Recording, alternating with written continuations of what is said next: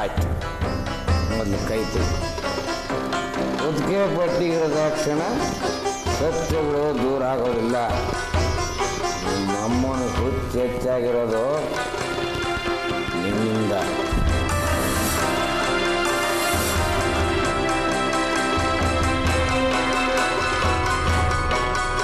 ಹೌದು ಕೊಣಕಂದ, ಸತ್ಯ. ನಾನು ಸತ್ಯವನ್ನೇ ಹೇಳೋ ನಾಸ್ಟ್ರೋಡಾಮಸ್. ಎಲ್ಲ ಲಕ್ಷಣಗಳು ಹುಚ್ಚಿನದೇ, ನೋ ಡೌಟ್. ತಿಳ್ಕೋ ಕಿರಣ, ನಿನ್ನ ಕಾವ್ಯ ಸಂಬಂಧ ಅಕ್ಕನಿಗೆ ಇಷ್ಟ ಇಲ್ಲ. ಅದು ಪ್ರಬಲವಾದ ಕಾರಣಕ್ಕೆ. ಅದು ನಿಗೂಢ ಸತ್ಯ. ಜನರು ಅನ್ಕೊಂಡಿದ್ದೇನೂ ಅಲ್ಲ. ನಾವು ನೀವು ಊಹಿಸಲಾರದ ಕಥೆ ಅದ್ರ ಹಿಂದಿದೆ. ಕಿರಣ, ನೀನು ಕಾವ್ಯಾಳ ಮರೆಯೋದು ಒಂದೇ ಅಕ್ಕನ ಉಳಿಸ್ಕೊಳ್ಳೋದಕ್ಕೆ ಮಾಡಬಹುದಾದ ಉಪಾಯ ಮತ್ತು ಉಪಕಾರ.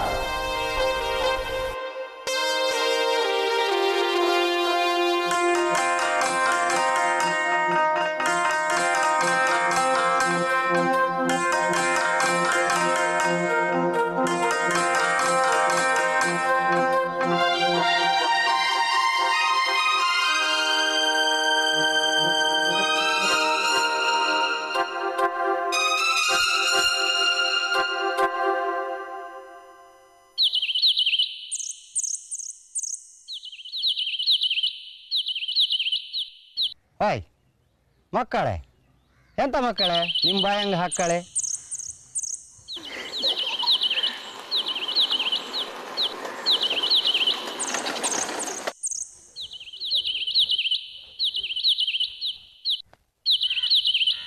ಅಂತೂ ಶಿವಪುರಕ್ಕೆ ಬಂದಾಯ್ತು.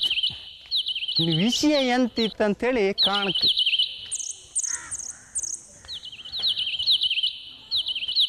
ಇವ ಭಾಸ್ಕರ್ ಅಲ್ದ, ನಮ್ಮ ಚಂದ್ರಾವತಿ ತಮ್ಮ. ಹಾಯ್, ನೀ ಭಾಸ್ಕರ್ ಅಲ್ದನಾ? ಹೌದು. ಇದು ಜನ ಯಾರು? ಸ್ವಲ್ಪ ಕಣ್ಣು ಮಸಕಾಗಿದೆ, ಸೈಟ್ ಪ್ರಾಬ್ಲಮ್ಮು. ನಾನು ಕಣ, ಸಾಗರ ಮೊದ್ಲಿಗಾರ ಐತಾಳ. ಓ, ಮೊದ್ಲಿಗಾರ ಐತಾಳ್ರು. ಹೇಳ ಹೇಳ, ಎಂತ ಕತ್ತಿಯ ನಿಂದು? ನೀನೊಬ್ಬ ಮಾರವನೆ. ಮತ್ತೆ ಶಿವಪುರದಂಗೆ ಎಂತ ಪಾಮ್ ಪಾಮ್ ತೊಮ್ ಇತ್ತನ? ಹಂಗೆ ನಿಮಗೆ ಸುದ್ದಿ ಬೇಕು ಕೇಳಿ. ಸದಾಶಿವನ ಮಗಳು ಕಾವ್ಯ ಮತ್ತು ನನ್ನ ನಳಿಯ ಕಿರಣಂದು ಪ್ರೇಮ ಪ್ರಸಂಗ. ಅಲ್ಲಿ ಬೆಂಗಳೂರಲ್ಲಿ ಸದಾಶಿವನ ದೊಡ್ಡ ಮಗಳು ಬದುಕು ಸಂಕಟದ ಚದುರಂಗ. ಚಂದ್ರಣ್ಣ ಎಂಬ ಹೊಸ ಮನುಷ್ಯ ಪ್ರವೇಶಿಸಿದ ಶಿವಪುರದ ರಾಜಕೀಯ ರಂಗ. ಸದಾಶಿವನಿಗೆ ಕಷ್ಟವೋ ಕಷ್ಟ. 5 ಲಕ್ಷದಿಂದಾಗಿ ಸೋಮಶೇಖರನ ಸಂಘ. ಹೌದು, ಆ ಸೋಮಶೇಖರನ ಮನೆ ಹಂಗೆ ಮತ್ತೆಂತೂ ವಿಶೇಷ ಇಲ್ದನ? ಸೋಮಶೇಖರಯ್ಯ ಸದಾಶಿವನ ಮನೆ ಹಾಳು ಮಾಡಿ ಸಾಲದೆ ಈಗ TP ಮೆಂಬರ್ ನಾರಾಯಣ ಸ್ವಾಮಿ ಕುಟುಂಬದ ಮೇಲೂ ಕಣ್ಣಾಕಿದ್ದಾನೆ. ಇದರಿಂದ ನಾರಾಯಣ ಸ್ವಾಮಿ ಕುಟುಂಬ ಭಂಗ. ಊರಲ್ಲಿ ತರಲೆ ತಾಪತ್ರೆಗಳ ಕಪ್ಪು ಚುಕ್ಕಿಗಳು ರಂಗ ಸಿಂಗ್.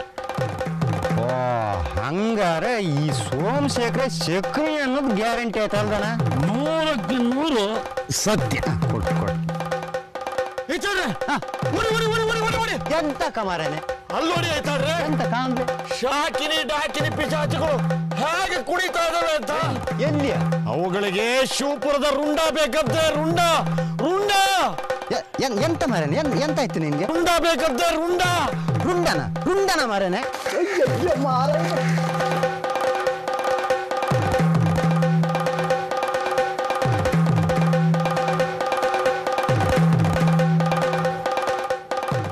ಯಾವ ರುಂಡ?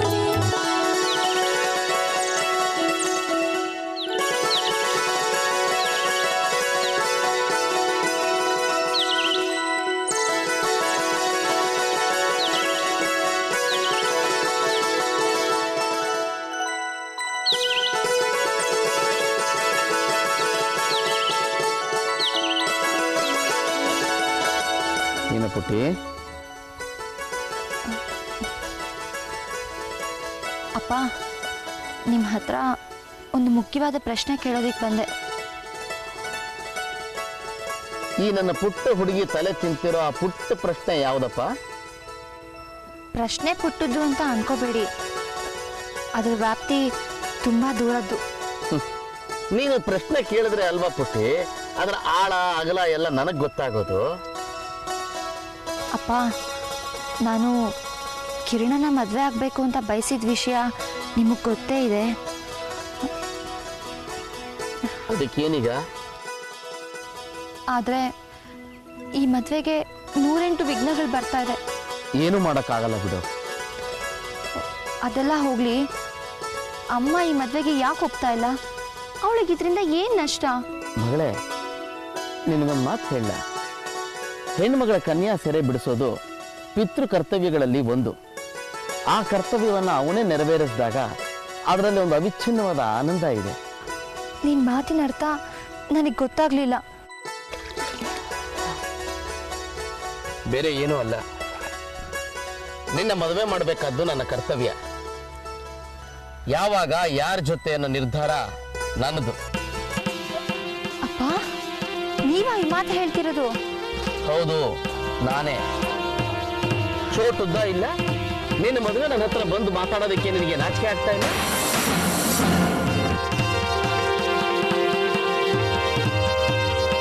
ಅಲ್ಲದೆ ನಿನಗೆ ಏನಮ್ಮ ಮದುವೆಗೆ ಅವಸರ? ನಮ್ಮ ಭಾರತೀಯ ಸಂಸ್ಕೃತಿಯ ಪ್ರಕಾರ ಗಂಡು ಹೆಣ್ಣು ಪ್ರೀತಿ ಮಾಡ್ತೀವಿ ಅನ್ನೋದು, ಬೀದಿ ಬೀದಿ ಸುತ್ತೋದು, ರೈಲು ಪೈಲಾಗಿ ಕುಣಿಯೋದು ಯಾವ ಹೆಣ್ಣಿಗೂ ಭೂಷಣ ತರೋದಿಲ್ಲ. ಅದರಲ್ಲೂ ನನ್ನ ಹೆಣ್ಣು ಮಗಳಾಗಿ ಹುಟ್ಟಿರೋ ನಿನಗೆ ಅದು ಯಾವತ್ತೂ ಶೋಭೆ ತರೋದಿಲ್ಲ.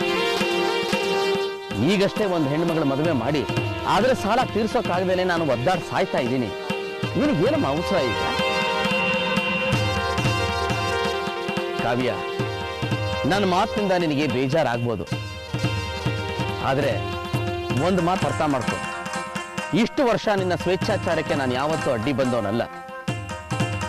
ನಾನು ನಿನಗೆ ಕೊಟ್ಟಿರೋ ಸಲಿಗೆನ ನನ್ನ ದೌರ್ಬಲ್ಯ ಅಂತ ಮಾತ್ರ ತಿಳ್ಕೊಬೇಡ ನೀನು.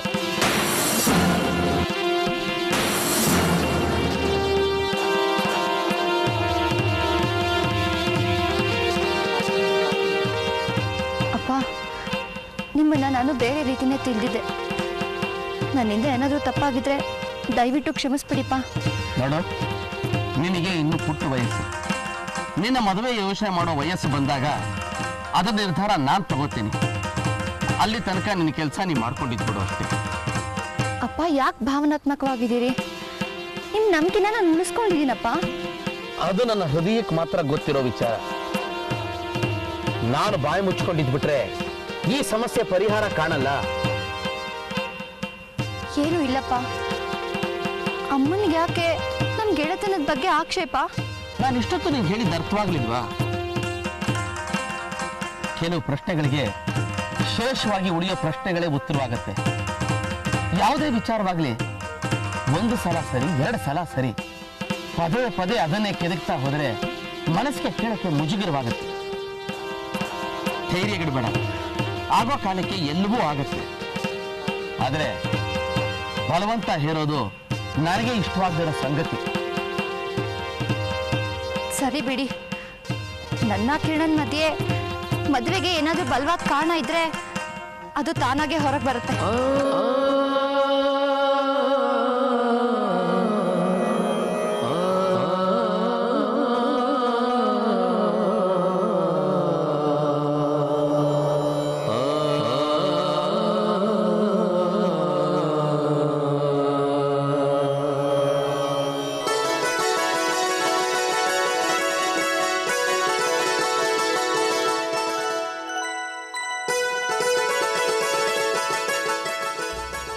ಜಾನಕಿ, ಜಾನಕಿ, ಬಂದೇರಿ.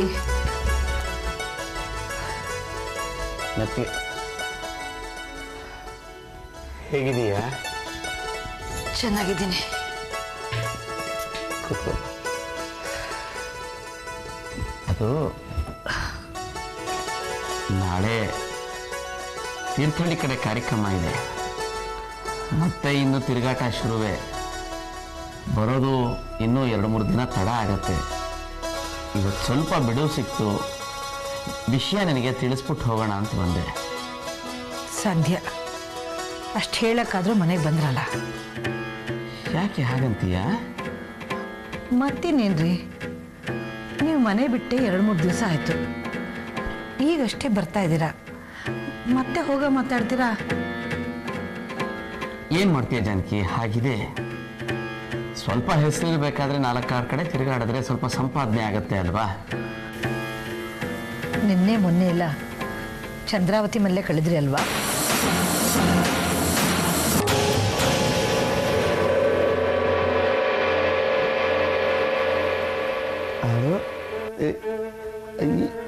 ಇಲ್ಲ, ಹಾಗೇನಿಲ್ವಲ್ಲ. ಯಾಕೆ ಸುಳ್ಳು ಹೇಳ್ತೀರಾ? ಭೋಜನ ನೋಡ್ಕೊಂಬಂದು ನನಗೆ ಹೇಳ್ದ. ಅದು ಚಂದ್ರಾವತಿಗೆ ಕೆಲವು ವಿಚಾರದಲ್ಲಿ ಅಪಾಯ ಇತ್ತು, ಅದಕ್ಕೆ ನಾನಲ್ಲಿ. ಹೌದು ರೀ, ಊರು ಉದ್ಧಾರ ಮಾಡಕ್ಕೆ ಅಂತ ಅವತಾರ ಎತ್ತಿರೋರು ನೀವು. ಮನೇಲಿ ಹೆಂಡತಿ ಗರ್ಭಿಣಿ, ಅವಳನ್ನ ನೋಡ್ಕೋಬೇಕು, ಜತನ ಮಾಡಬೇಕು ಅಂತ ನಿಮ್ಗೆ ಅನ್ನಿಸ್ತಾನೆ ಇಲ್ವಾ? ಇಷ್ಟು ದೊಡ್ಡ ಮನೆಯಲ್ಲಿ ನನ್ನನ್ನು ಒಂಟಿಯಾಗಿ ಬಿಟ್ಟು ಹೋಗ್ತಾ ಇದ್ರಲ್ಲ, ಇದಕ್ಕೆ ನಿಮ್ಮ ಆತ್ಮಸಾಕ್ಷಿ ಒಪ್ಪುತ್ತಾ?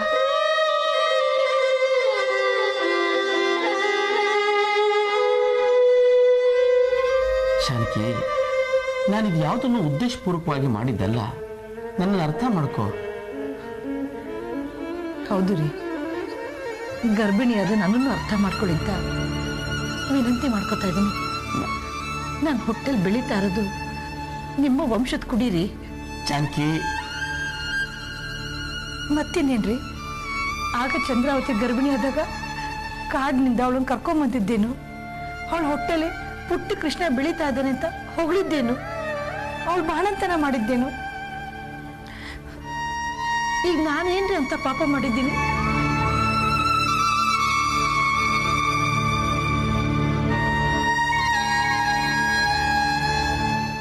ರೀ, ಅಗ್ನಿ ಸಾಕ್ಷಿಯಾಗಿ ನಿಮ್ ಕೈಲಿ ತಾಳಿ ಕಟ್ಟಿಸ್ಕೊಂಡು ಸಪ್ತಪದಿ ತುಳಿದೋಳು ನಾನು ರೀ, ಆ ಚಂದ್ರಾವತಿ ಅಲ್ಲ.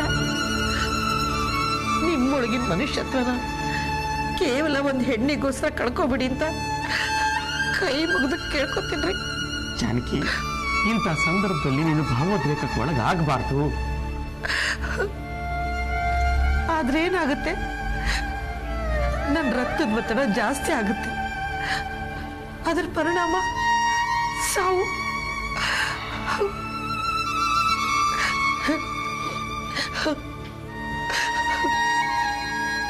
ಗಂಡನ ಪ್ರೀತಿ ಸಿಗದಿರೋ ಹೆಣ್ಣಿಗೆ ಸಾವಿಗಿಂತ ಶ್ರೇಷ್ಠವಾದದ್ದು ಯಾವ್ದ್ರಿ ಇದೆ?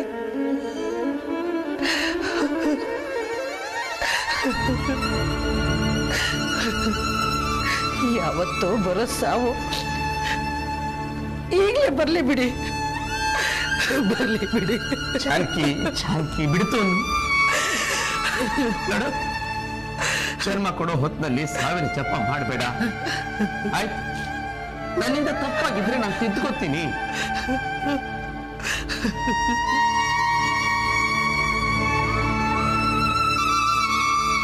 ಮದುವೆ ಆದವಾಗಿಂದ ಈ ಮಾತನ್ನ ಕೇಳಿ ಕೇಳಿ ನನಗೆ ಸಾಕ ಹೋಗಿದ್ದೀರಿ.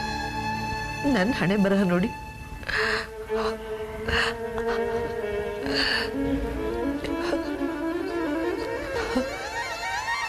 ಇಂಥ ಹೊತ್ತಿನಲ್ಲಿ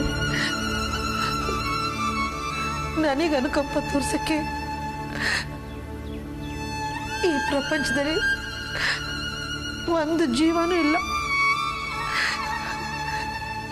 ಎಲ್ಲ ಇದ್ದು ನಾನು ಸತ್ತಾಗಿ. ಜಾನಕಿ, ಹಡು, ಏನೇನೋ ಮನಸ್ಸು ಹಚ್ಕೊಂಡು ಕೊಡಗಬೇಡ. ನನ್ನಿಂದ ತಪ್ಪಾಗಿದೆ, ಕ್ಷಮಿಸು. ನಾನು ಚಂದ್ರಾವತಿ ಮನೆಗೆ ಹೋಗ್ತೀನಿ ಅನ್ನೋತಾನೆ ನಿನ್ನ ಆಕ್ಷೇಪ. ಆಯ್ತು, ಇನ್ನು ಮುಂದೆ ನಿನ್ನ ಅನುಮತಿ ಇಲ್ಲದೆ ನಾನು ಆ ಮನೆ ಕಡೆ ಹೋಗೋದಿಲ್ಲ, ಸರಿನಾ?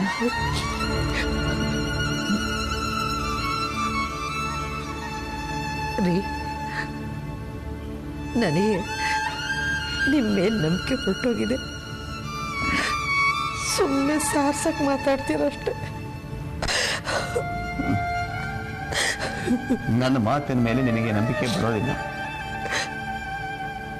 ನೋಡು, ನಿನ್ನ ಹೊಟ್ಟೆಲ್ ಬೆಳೀತಿರೋ ನನ್ನ ಮಗುವಿನ ಮೇಲೆ ಆಣೆ. ಇನ್ನು ಮುಂದೆ ನಿನ್ನ ಮಾತನ್ನ ನಾನು ಇರೋದಿಲ್ಲ, ಸರಿನಾ?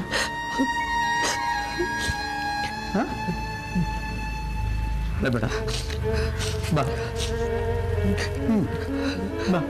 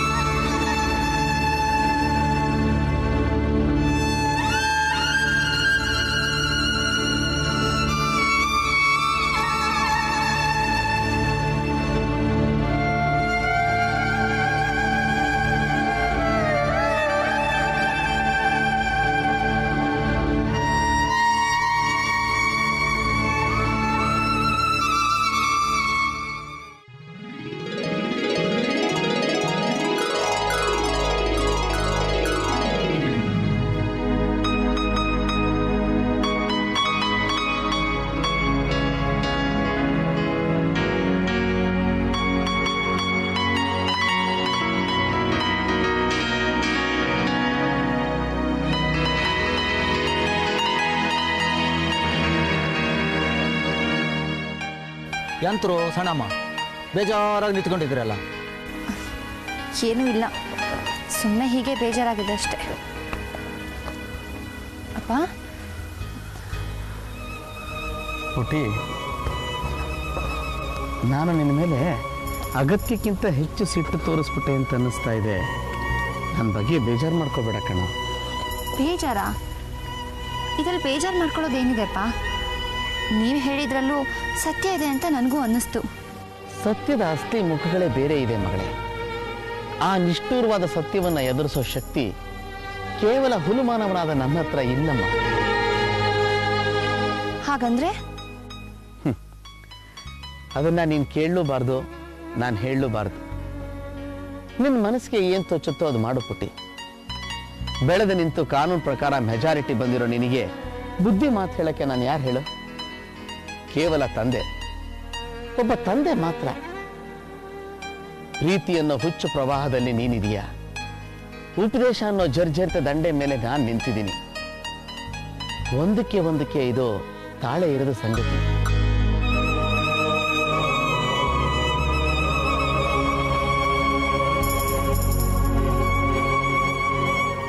ಇಲ್ಲ ಅಪ್ಪ, ಇನ್ನೊಮ್ಮೆ ನಾನು ಈ ವಿಷಯನ ನಿಮ್ಮ ಹತ್ರ ಪ್ರಸ್ತಾಪ ಮಾಡೋದೇ ಇಲ್ಲ.